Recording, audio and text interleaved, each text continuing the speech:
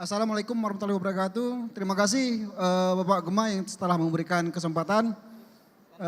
Baiklah, saya akan menyampaikan presentasi terkait dengan role model dan sharing kunci sukses Profesor Kelapa Sawit. Coba kita yel dulu ya, karena kalau orang kebun nggak yel sepertinya nggak mantap. Ya, selamat pagi. Sekali lagi ya, selamat pagi. Oke, ini luar biasa. Mungkin supaya kita lebih dekat, mungkin saya turun ke bawah aja ya. Jadi biar saya enak diskusinya sama adik-adik mahasiswa semua. Jadi yang diangkat tema oleh panitia itu adalah role model, ya, role model dan sharing kunci sukses. Saya nggak tahu apa pertimbangan dari panitia untuk memilih saya dan Pak Perdata, saya panggil Bang Perdata aja, ya karena umur kami mungkin nggak terlalu jauh, untuk mengisi acara ini. Saya nggak tahu dari mana parameter, kalau menurut saya kita belum sukses, ya kan. Tapi ya kita coba untuk saling sharing ke adik-adik supaya adik-adik bersemangat untuk masuk ke perkebunan kelapa sawit. Ya, nanti di akhir sesi kita akan memberikan informasi terkait dengan benefit lah. Kemarin sudah dikasih tahu belum? Berapa gaji-gaji di perkebunan? Belum tahu. Gaji asisten berapa, gaji manajer berapa, gaji direktur berapa, belum tahu. Nanti saya kasih tahu nanti di slide terakhir, ya. Jadi biar itu motivasi adik-adik untuk masuk kebun. Jadi gaji berapa? Kalau manajer gajinya berapa, kalau GM gajinya berapa gitu. Ya nanti bisa terbayangkan lah. Oke ya, saya akan memulai terkait dengan materi ini ya. Ini nggak bisa ya kayaknya. Oke, next ya. Oke, saya mulai mungkin seperti yang disampaikan oleh Pak Gema, nama saya Darussalam ya. Saya lulus 2001 di Universitas Bengkulu, Fakultas Pertanian. Saya orang kampung, bukan orang kota. Ya saya orang miskin, ya dulu.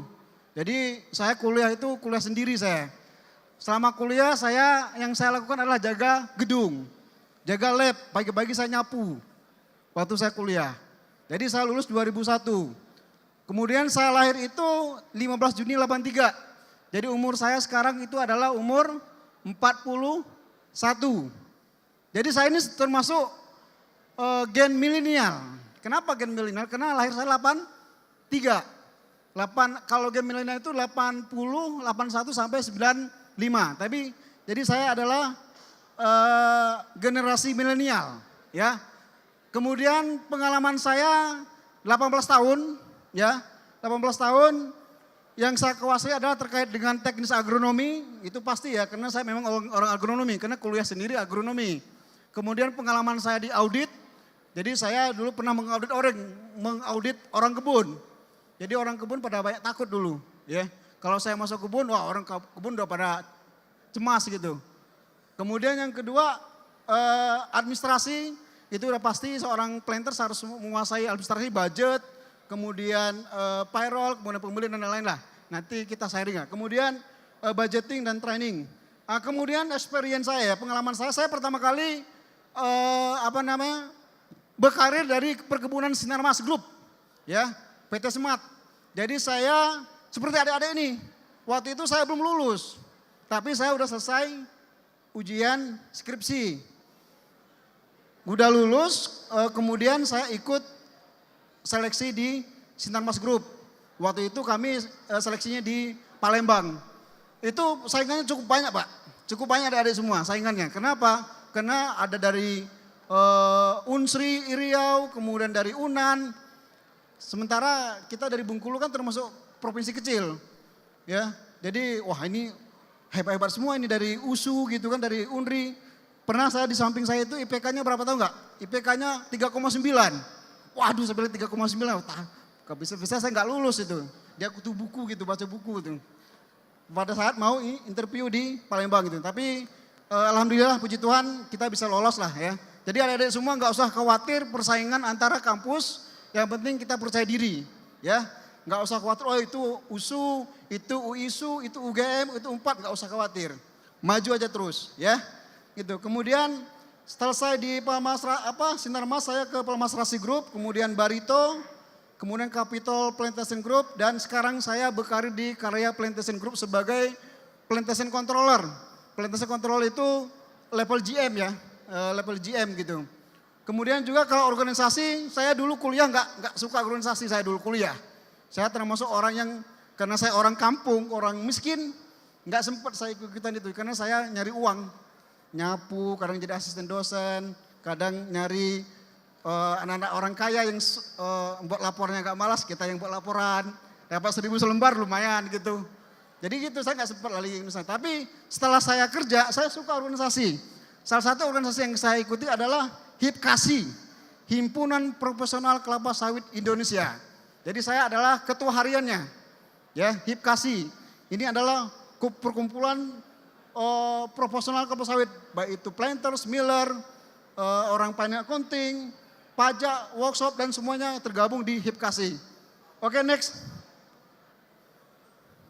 Oke, ini ya karir perjalanan saya. Jadi tahun 2000, kurang jelas ya tulisannya. Tahun 2006 saya jadi asisten, trainee asisten jadi Sinarmas. Kemudian penempatan di Kalbar, ya penempatan di Ketapang. Wah pada saat itu saya kaget juga, waduh ini penempatan di Kalimantan ini seperti apa gitu. Karena terkenal dengan pedalaman, terkenal dengan masih banyak ular gitu. Tapi karena udah SK udah di tangan, saya wajib berangkat. Ya, saya wajib berangkat.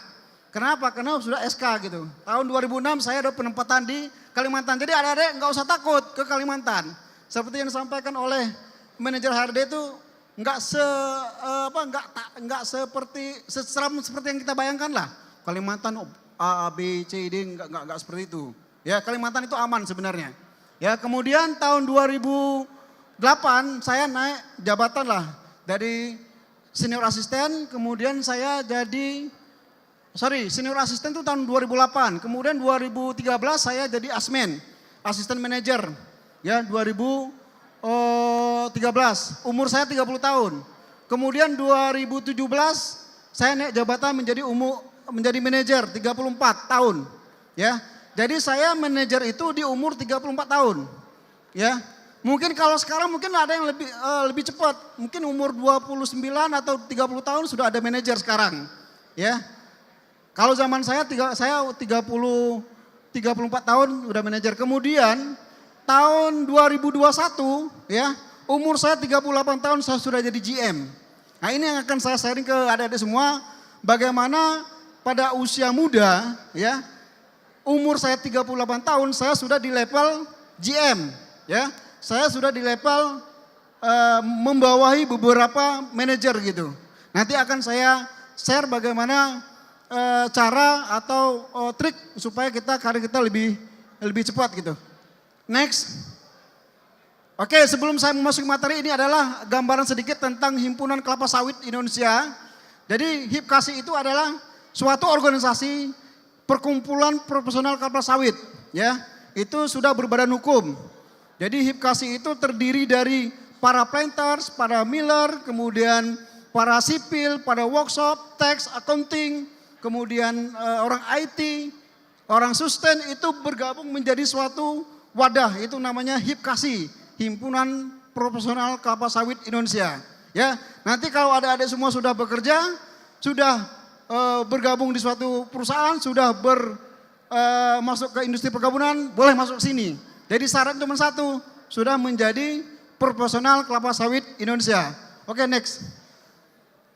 Ini dari data yang kita peroleh, ini data dari HIPKASI, ya. Berdasarkan data HIPKASI bahwa ya secara umum ya untuk profesional di industri itu adalah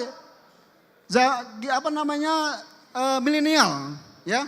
Itu umur 25, 31 sampai 40. Itu 28% sampai 17%, itu sekitar 50%. Ya, itu 50% itu diisi oleh gen milenial. Kemudian gen Z itu sekitar 29% tambah 4. Berarti sekitar 30%. Nah, Gen milenial dan Gen Z inilah sebagai orang-orang yang nanti akan menjadi seorang pemimpin. Ya, karena apa? Karena akan regenerasi. Umur yang 50 tahun itu suatu saat akan pensiun. Ya, siapa yang akan mengisi? Ya adik-adik semua, kita semua. Saya gen milenial. Ya mungkin suatu saat kalau Tuhan memberikan jodoh, mungkin saya di level direktur. Ya mungkin, tapi saya berusaha ke sana gitu. Karena saya sekarang udah posisi di GM tuh. Kemudian untuk secara struktur jabatan ya, data yang diperoleh dari HIPKASI ya, itu 53% posisinya di level asisten. Di level asisten itu level pemula. Ya, itu paling besar. Makanya ada semua kalau daftar daftar lowongan ya, itu yang paling banyak itu pastikan asisten ya. Karena berdasarkan data kita itu 53% itu level asisten gitu. Kemudian yang kedua itu level ASCAP atau asisten manager atau supervisor. Itu di 21%. Ini untuk gambaran adik semua ya, bahwa kita Gen Z dan Gen milenial nggak usah khawatir ya. Kita pasti akan maju.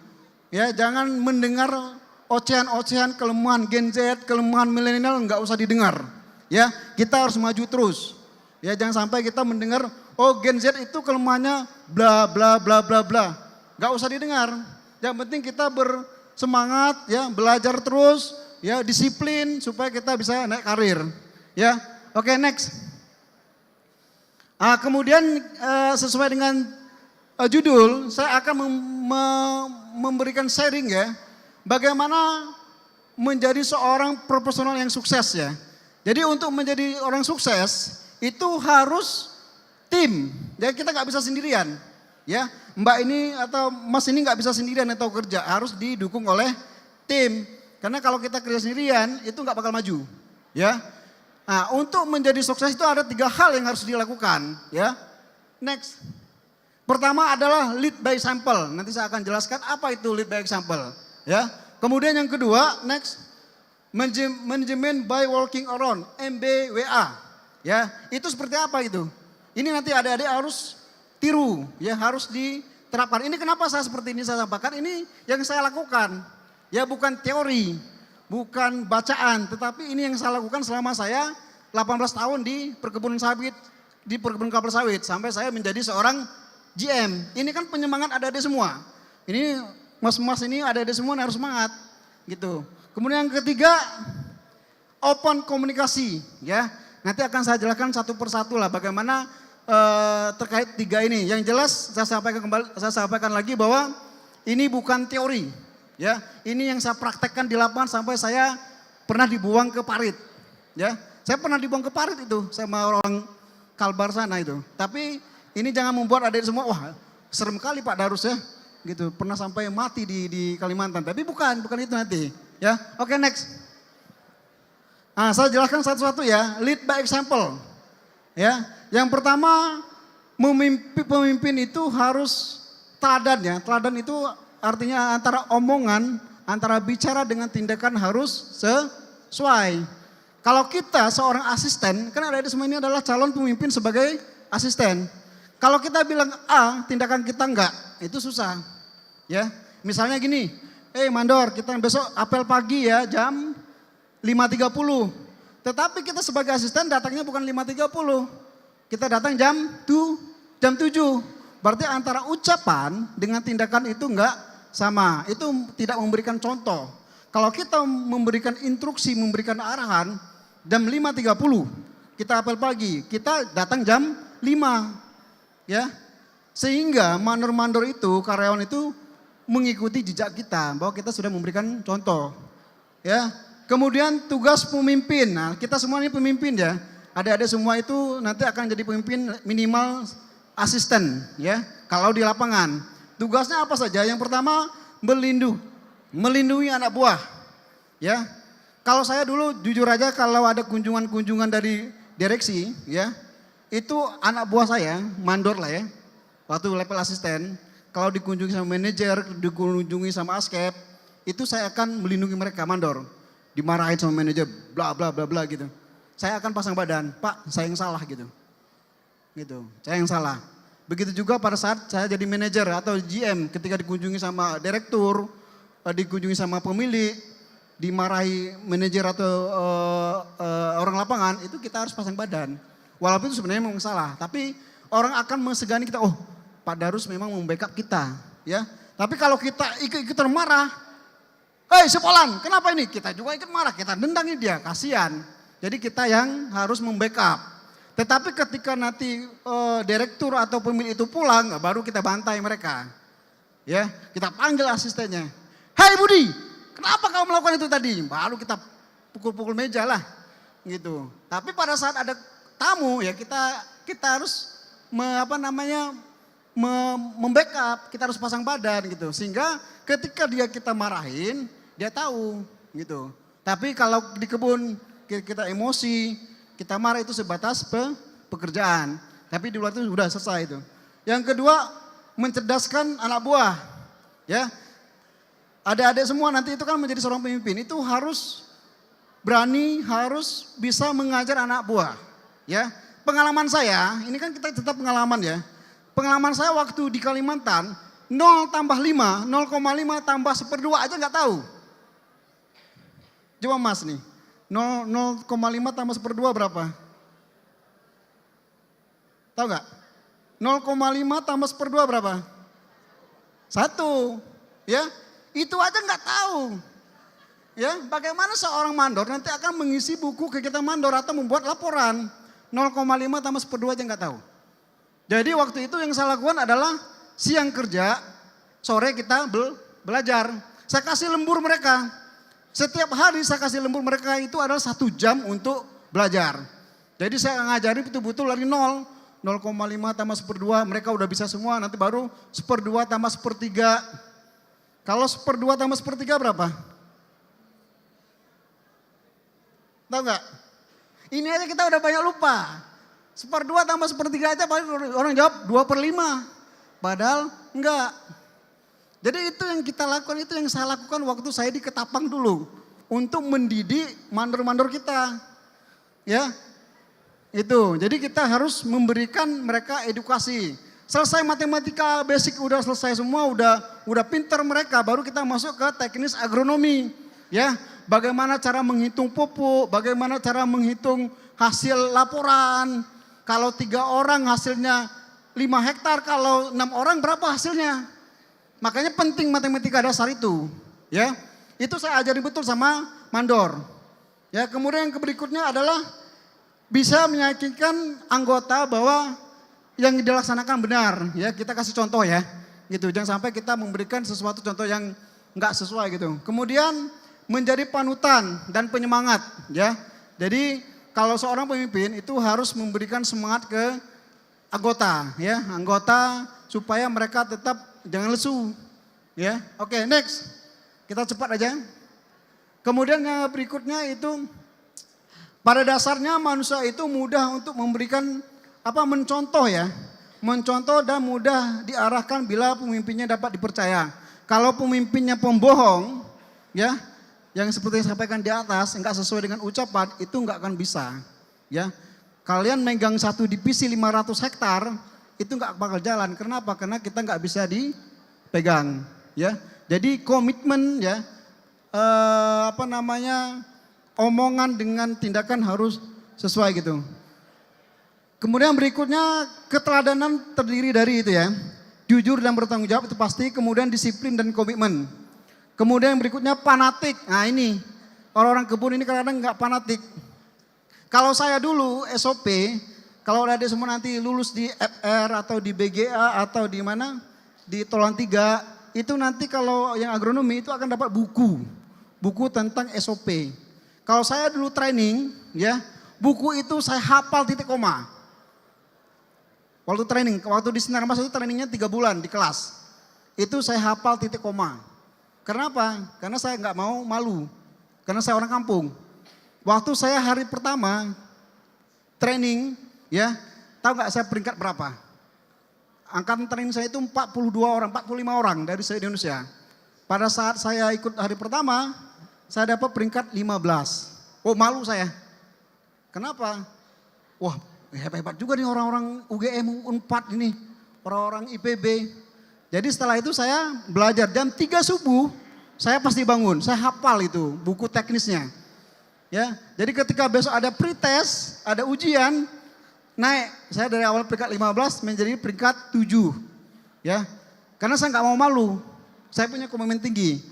Nah, setiap ujian saya hafal jam 3 saya bangun, jam 3 saya bangun. Akhirnya final peringkat saya peringkat 5 dari 45 orang. Ya, maka saya waktu itu, saya nggak nyangka bisa peringkat 5 gitu dari 45 orang. Angkatan saya 45 orang, siapa yang duluan jadi manajer? Saya. Dari 45 orang siapa yang jadi GM? Saya yang duluan. Ada yang masih Cindana Mas, ada yang di perusahaan lain sudah nyebar lah. Tapi kita masih pantau. Ya ini kan cerita ya, cerita untuk ada semua untuk termotivasi nanti untuk pada saat masuk ke perkebunan. Jadi kita harus SOP, teknis agronomi itu harus dihafal. Pada saat training 3 bulan itu jangan main. Dihafal. Kenapa? Karena kalau sudah di lapangan nggak sempat lagi belajar. Ngadapin masyarakat, ngadapin preman, ngadapin banyak lah. Ya nggak sempat lagi belajar. Ya paling malam aja belajar diulangi. Oleh karena itu pada saat 3 bulan ya itu harus dihafal betul. Ya titik koma harus dihafal. Bagaimana cara mupuk, bagaimana cara bibit, bagaimana cara mendeteksi hama penyakit. Itu harus dihafal semua. Ya, jadi pada saat kita di lapangan kita sudah mempraktekkan gitu. Walaupun di lapangan itu nggak segampang yang kita praktekkan. Ya, kemudian kontrol ya pasti kita ke lapangan peduli, kemudian pembinaan dan kerjasama. Ya, kemudian yang ini ya, ini kan banyak ini orang-orang bilang kalau orang tua zaman sekarang nggak ada zamannya lagi lah marah atau emosi gitu. Ya, marah atau emosi itu termasuk teladan apakah baik atau buruk marah. Ya, kalau saya sendiri pemarah atau emosi itu adalah modal saya untuk menaik karir. Tapi marahnya harus profesional. Jangan marah-marah nggak karuan. Ya. Dulu mandor saya telat sedetik aja, 30 detik aja saya suruh pulang. Itu mandor saya dulu. Saya bentak itu. Kenapa Pak ini terlambat? Belum saya nggak mau terima itu.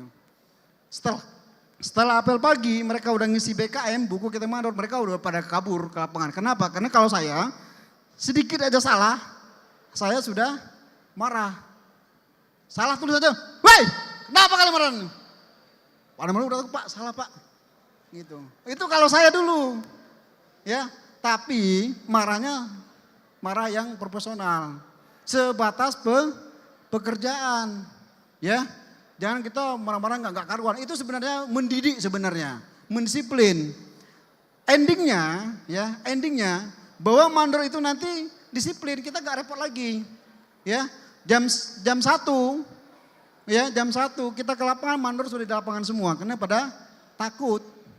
Kalau di kebun itu kalau nggak takut nggak jalan. Di kebun ya. Jadi kebun itu memang dibentuk untuk takut duluan. Kalau nggak takut, ngapain manajer itu? Saya nggak mau. Kenapa kan? Karena nggak ada rasa takut. Ya. Oleh karena itu, kalau di kebun itu memang agak keras. Ya. Kalau mas-mas nanti, apalagi ini gagah-gagah semua ini, saya nggak tahu mentalnya kuat apa enggak ini. Ya, kalau di kebun lebay-lebay, ayah mas, nggak bakal susah itu. Ya. Misalnya kalau di kebun agak lebay, lemah lembut, nggak bisa. Bisa, cuman agak lambat majunya. Ya, saya dulu badan saya kecil, tapi mental saya kuat. Gitu. Saya pernah dihadang sama preman di Ketapang itu. Motor saya hancur. Jadi pada saat saya mau berangkat apel pagi, saya lihat motor saya udah nggak ada bentuknya lagi. Kenapa? Karena dibacok. Jok belakang itu nggak ada lagi, tempat duduk tuh nggak ada lagi. Kenapa? Karena dibacok orang. Gitu. Mungkin orang banyak nggak suka sama saya waktu itu, makanya dibacok. Belum lagi mandor saya itu karena terpaksa ngikuti gaya saya, dipukul sama orang kampung karena saya mencat mandor. Mandor saya lain dipukul, mereka dihajar. Gitu. Tapi mandor saya akhirnya disiplin, ya. Disiplin, nggak ada melakukan kesalahan-kesalahan. Jadi divisi lain itu ngikuti gaya-gaya saya juga. Ya, saya punya satu mandor yang sekarang udah sukses. Ya, dulu dia dari tukang cangkul. Saya lihat ini bagus nih. Saya naikin jadi mandor harian. Saya ini bagus. Kemudian saya angkat lagi jadi mandor tetap. saya angkat lagi jadi mandor 1. Sekarang dia udah jadi asisten dari bawah. Ya, kenapa? Karena kita bina terus, kita bimbing terus gitu. Ya, jadi kalau saya menginterview orang, ya, menginterview adik-adik, kalau saya nggak ada buka but di sini. Yang pertama kali saya interview tahu nggak apa? Yang pertama kali saya interview kalau misalnya Mas ini, ketemu saya interview, saya suruh marah dulu. Bisa marah nggak? Bisa marah nggak? Hah? Kalau dia misalnya marah, Pak mau marah apa Pak? Marah aja papan tulis itu. Kalau dia marah, hanya itu gak lolos sama saya suruh pulang itu. Iya, tapi kalau dia suaranya keras, suaranya lantang, itu lolos sama saya. Tapi kalau suaranya malah lembut nggak bisa. Ini saya cerita karakter di kebun ya, gitu. Supaya adik-adik semua tahu gitu. Jangan di kebun tuh enak ya, gajinya tinggi gitu, fasilitasnya banyak, tapi tantangannya berat juga. Ya makanya kalau saya interview orang, 1 bisa marah, yang kedua baru pengetahuannya, knowledge-nya. Ya, walaupun dia bisa marah, tapi kalau 0,5 tambah 1/2 nggak bisa, cara ngitung, ya cara ngitung misalnya gini, itu ada sarang tikus. Dari situ ke bawah itu 5 meter, ya kan 5 meter. Dari dinding ke sini 10 meter. Berapa panjang tangga harus kita buat? Kira-kira berapa? Bagaimana cara menghitungnya? Tahu nggak? Sarang tikus, nah kita mau buat tangga ini. Dari atap ke lantai itu 5 meter. Dari dinding ke sini 10 meter. Jadi kita harus buat tangga kan? Untuk dapat ke sana kan? Supaya kita pas. Panjangnya pas, gak kependekan, gak kepanjangan. Bagaimana cara menghitungnya? Ilmu Pitagoras. Ya, pakai ilmu Pitagoras. Itu ilmu basic, tapi dipakai di perkebunan. Kalau kita nggak menguasai ilmu Pitagoras, maka untuk menghitung jarak tanam nggak bisa nanti. Ya, menghitung jarak tanam itu kan segitiga sama sisi. Ya, basicnya adalah ilmu Pitagoras. Itu salah satu contoh soal yang saya pernah interview orang. Ya, gitu. Jadi kalau hitungannya oke, baru pengetahuan umum, skripsi. Ya, jadi ada nanti kalau diinterview oleh perusahaan-perusahaan, yang pertama yang ditanya itu biasanya kenapa harus masuk kebun, ya. Yang kedua ilmu skripsi kita, kalian mempelajari tentang apa, ya. Yang ketiga hitung-hitungan. Kalau tentang kelapa sawit biasanya belum ditanya, karena kalian belum belajar tentang sawit, nggak ditanya itu, ya. Yang ditanya itu hanya umum-umum aja itu. Kalau perusahaan itu nanya tentang sawit, salah dia. Masa, Dek, bagaimana cara menghitung jarak tanam? Lah orang belum belajar sawit kok udah ditanya. Ya gitu, jadi pasti ditanya itu motivasi, kemudian tentang kuliah, skripsi, tentang keluarga, kemudian ya karakter. Maksudnya tadi marah, bisa marah atau enggak gitu. Ya, oke, next, kita cepat aja ya. Kemudian manajemen by walking around ya. Jadi kalau di kebun itu yang dikelola itu adalah kelapa sawit, adik-adik semua ya. Kelapa sawit yang dikelola, bukan yang lain. Bagaimana cara kelapa sawit itu tumbuh dengan baik. Bagaimana kelapa sawit itu produksinya tinggi. Bagaimana kelapa sawit itu tidak kurus lah. Ya, berarti kita pupuk. Yang berikutnya berbaur. Ya, ini yang saya lakukan dulu. Walaupun saya sama orang keras, sama mandor saya keras, tapi saya berbaur. Setiap hari Sabtu saya bawa mandor itu ke tempat makan. Ya, setiap hari Sabtu itu saya bawa sate kambing. Itu setiap hari Sabtu saya bawa. 7 mandor saya bawa. Lama-lama kantong saya habis juga lama-lama. Tapi gak apa-apa. Yang penting kerja di lapangan beres gitu. Itu setiap hari Sabtu saya bawa makan sate kambing itu. Karena saya harus berbaur. Belum lagi nanti ke karyawan-karyawan di lapangan. Kadang-kadang di lapangan itu jam 12 kita bawa bontot. Kita makan di lapangan. Ya, barengan sama pupuk kita makan. Itu berbaur. Jadi kita biar tahu kita bahwa masalahnya apa gitu. Kalau kita jaga jarak, nggak ada zamannya lagi kalau jaga jarak. Kayak zaman dulu, wah dengar motor aja udah pada kabur kita. Itu zaman dulu ya. Kalau sekarang nggak ada zamannya lagi, kita harus berbaur ke anggota. Kemudian sebagai seorang proposal planter itu harus menguasai wilayah. Maksudnya wilayah itu harus menguasai teritorial. Orang kampung, kepala desanya, kemudian tokoh adatnya kita harus datangi gitu. Kalau bisa kita jadi anak angkat. Tapi jangan sampai kita dinikahin. Itu banyak tuh kejadian tuh, teman saya nikah sama orang di sekitar itu. Ya, kadang-kadang dijebak juga. Oh ini ganteng ini. Terus asisten pula, dijebak. Nah itu hati-hati. Ya boleh berbaur, boleh menguasai wilayah, tapi tetap hati-hati. Ya. Kemudian tempat meeting yang terbaik itu adalah di tempat di mana ada masalah. Kalau saya biasanya lebih banyak di lapangan. Saya jarang di kantor.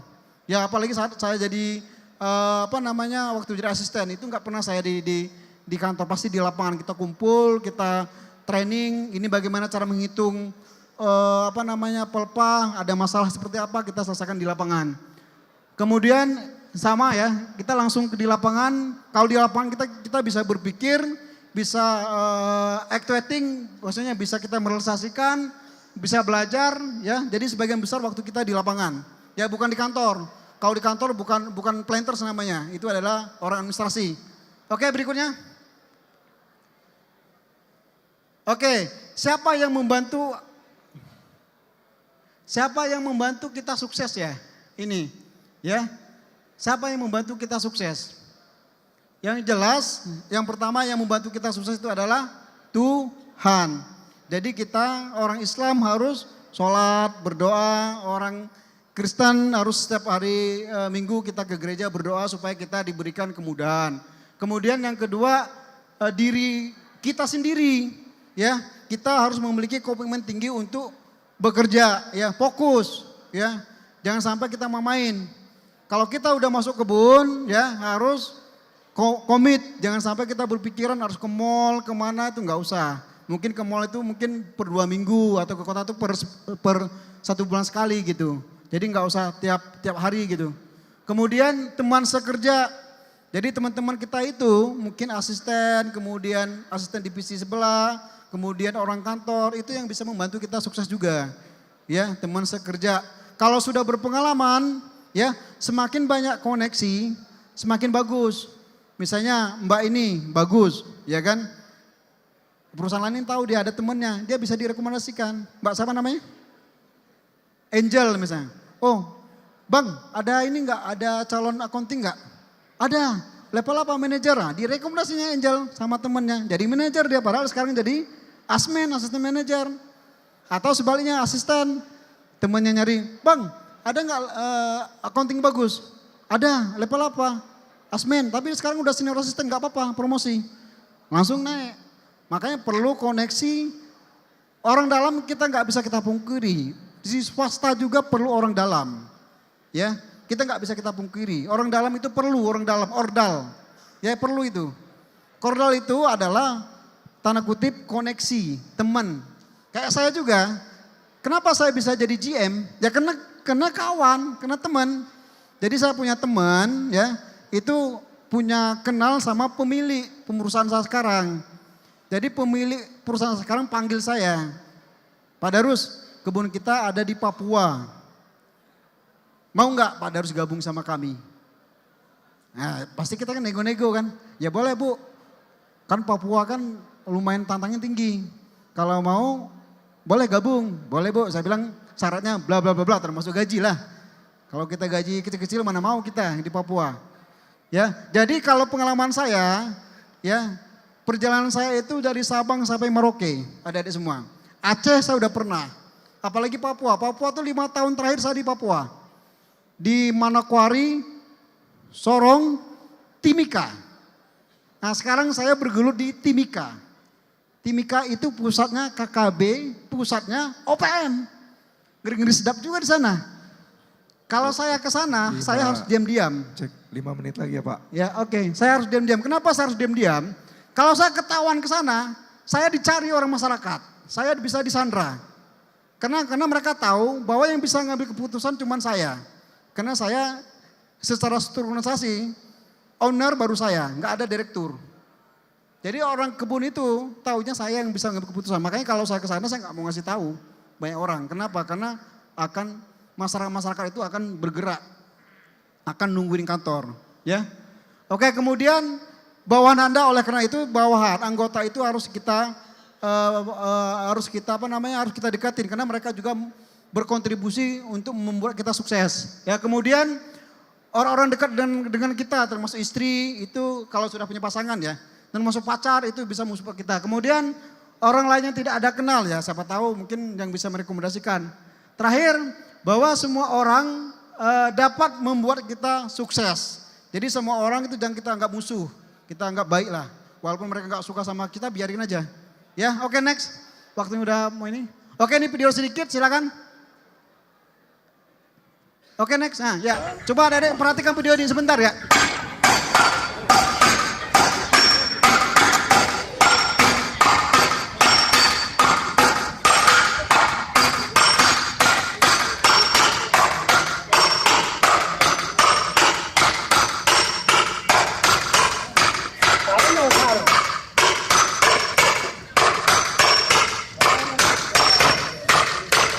Oke, ya.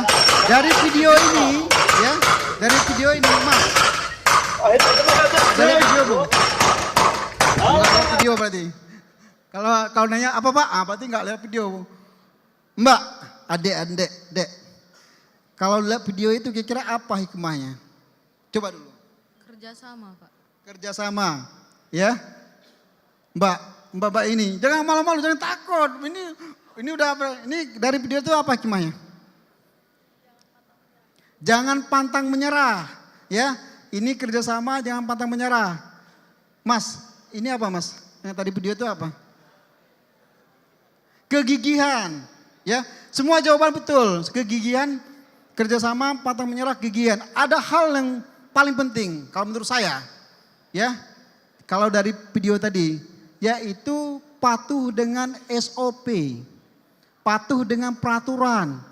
Itu nomor satu kalau mau jadi sukses. Coba lihat video tadi, urutan-urutannya. Siapa yang nomor satu, siapa yang nomor dua, siapa nomor tiga, siapa nomor empat. Betul nggak? Kalau nggak patuh, kepalanya bisa hancur, kepalanya bisa pecah. Kalau nggak patuh dengan SOP.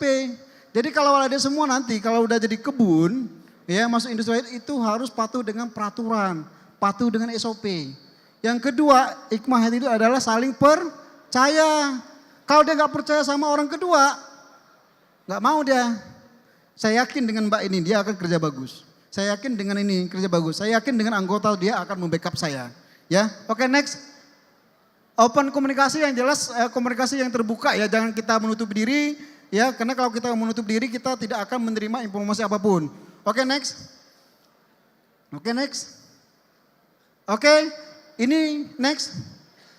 Karena waktu sudah terbatas. Jadi kalau ada orang, dari foto ini terlihat ya, foto ini. Ada satu orang itu pura-pura kerja. Pura-pura nari tali tambang. Tapi dia gak kerja sebenarnya. Lihat tangannya. Ya, lihat tangannya itu. Dia pura-pura aja. Kalau saya sebagai seorang pemimpin, orang kayak gitu nggak saya pakai. Kenapa? Itu akan menjadi beban. Ya, oke, next. Waktu udah habis, next. Oke, ini yang saya bilang tadi. Ya, standar gaji di perusahaan perkebunan kelapa sawit ya, itu tergantung dengan penempatan. Penempatan itu apa? Tergantung dengan daerah. Antara Medan dengan Papua itu pasti beda gajinya. Ya, antara Kalimantan dengan Bengkulu pasti beda gajinya. Itu yang pertama. Yang kedua, tergantung dengan performa perusahaan. Ya, perusahaan besar dengan perusahaan kecil pasti beda standarnya, ya itu. Yang ketiga tergantung dengan prestasi kalau yang sudah berpengalaman. Antara yang nggak berprestasi dengan yang nggak berprestasi pasti beda. Jadi ini ranknya. Jadi asisten, ya itu gajinya itu. Ini kita bicara rank ya. Maksudnya tuh rank antara batas tinggi sama rendah. Itu 6 juta sampai 9 juta. Kalau orang bilang, kenapa saya kok bisa 6 juta? Itu 9 juta, bisa 9 juta. Kalau mau di Papua atau di Kalimantan. Tapi kalau di Sumatera mungkin 6 juta aja mungkin. Yang berikutnya senior asisten, 9 juta sampai 12 juta. Kemudian asisten kepala, 12 juta sampai 20 juta. Jadi yang tertinggi itu biasanya penempatan di Papua. Kenapa? Karena di Papua itu tinggi malaria. Ya teman saya 2 orang meninggal. Ya, 1 kena udah nggak tahan, dia bunuh diri, naik ke tinggi, ke pohon, terus dia terjun. Kenapa? Karena udah nggak tahan. Yang kedua, 2 tahun yang lalu, teman saya seangkatan di Senar masih meninggal juga di Nabire. Makanya di Papua itu tinggi gajinya. Ya, manajer kebun 20 sampai 30, GM 30 sampai 75. Ya, kemudian CEO 75 sampai 150 dan terakhir CEO itu 150 sampai 200. Inilah rank gaji di perusahaan perkebunan. Ya. Jadi besar kecilnya tergantung dengan penempatan, tergantung dengan performa dari perusahaan, ya tergantung dengan prestasi. Ya kalau mau gaji tinggi berangkatlah ke Papua. Mau nggak ke Papua, Mas? Mau. Mbak, mau nggak ke Papua? Yakin? Yakin? Pengalaman saya pada saat interview penempatan Bapak, Pak mau penempatan? Mau Pak, kenapa? Tantangannya besar. Ketika kita kirim penawaran kerja, Pak maaf Pak saya mundur karena istri saya gak nyuruh. Sama juga. Pada saat interview semangat. Ya, pada saat dikasih offering letter pada mundur. Pada gak sanggup. Kenapa? Karena udah browsing di internet. KKB, malaria, penyakit kelamin. Waduh ini mundur ya. Ya. Terus semangat ya. Semangat lagi. Oke, ini last terakhir nih. Ya, kalau mau sukses, ini yang saya pegang. Ya, ini bukan teori lah, ini yang saya pegang. Kalau mau sukses, jangan berlindung di balik alasan. Karena alasan itu selalu benar. Hei mandor, kenapa telat? Pak, ban saya pecah. Hei manajer, kenapa gak dapat? Bla bla bla. Nggak ada gunanya itu. Ya, kenapa? Karena ya benar dia bannya pecah betul. Pak sakit perut, ya benar sakit perut. Nggak ada salah alasan dia. Betul kan? Jadi kalau kita misalnya di atasan kita nggak usah banyak alasan. Siapa? Saya perbaiki. Bagaimana saya perbaiki? Bla bla bla gitu. Nggak usah banyak alasan. Ya, itu yang pertama. Yang kedua, ini yang saya kerjakan. Kalau kita mau sukses, kerjakan sesuatu pekerjaan 1 level di atas kita. Kayak saya dulu jadi asisten, dibilang nama mendiri saya dulu Simbolon, mohon Simbolon. Darus, kau kerjakan budget itu, Darus kau kerjakan itu. Pak itu kan bukan pekerjaan saya, itu askep. Tapi itu ada hikmahnya. Pada saat saya jadi askep udah gampang. Ya, termasuk level waktu manajer. Disuruh mengerjakan pekerjaan GM, tapi kita kerjakan. Ketika kita sudah jadi GM, gampang itu. Ya. Jadi 2 ini yang saya pegang selama ini sehingga saya mencapai posisi saya sekarang. Ya, terima kasih. Selamat pagi. Terima kasih. Saya kembalikan ke moderator. Assalamualaikum warahmatullahi wabarakatuh. Tepuk tangan semuanya.